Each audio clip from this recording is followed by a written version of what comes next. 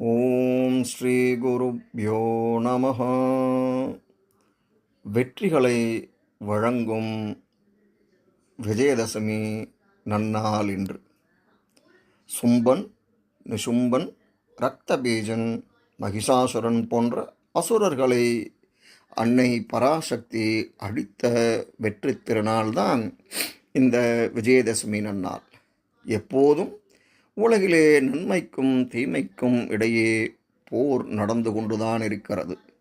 தீயவர்களின் வடிவில் நல்லவர்களுக்கு துன்பம் வரும்போது அதை கல்வி, செல்வம், வீரத்தால் வெற்றி பெற வேண்டும் என்பதே இந்த விஜயதசமி உணர்த்தும் தத்துவமாகும். உலகம் உருவான காலம் முதல் தீய எண்ணம் கொண்டவர்கள் இருக்கவே செய்கிறார்கள். அன்னை ஆதிபராசக்தியின் துணை கொண்டு அவர்களை வென்று தர்மத்தை நிலைநாட்ட வேண்டும். தர்மத்தை நிலைநாட்ட அறச்செயல்களை செய்திட வேண்டும். நன்மையை சமுதாயத்தில் விதைத்திட கடவுள் துணை கொண்டு அறிவால், செல்வத்தால், சக்தியால் வெற்றி பெற வேண்டும். இந்த நாளில் குழந்தைகளுக்கு வித்யாரம்பம் என்னும் பள்ளியில் சேர்க்கும் பணியை பெற்றோர்கள் தொடங்குவர். குருகுலக் கல்வி முறை இருந்த காலத்தில் குழந்தைகளுடன் சென்று குருநாதரிடம் ஆசி பெறுவர்.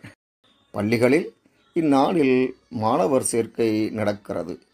விஜயதசமி வெற்று திருநாளில் நல்லதை தொடங்குவோம். நாளும் நலமும் வளமும் பெறுவோம். விஜயதசமியாகிய இந்த வெற்றி திருநாளிலே நல்ல செயல்களை தொடங்கினால் அந்த செயல் சிறப்பாக நடைபெற்று வெற்றியை பெற்றுத்தரும்.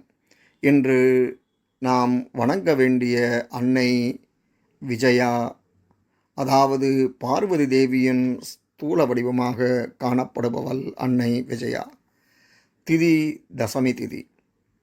கோலம், மலர்கோலம் போட வேண்டும்.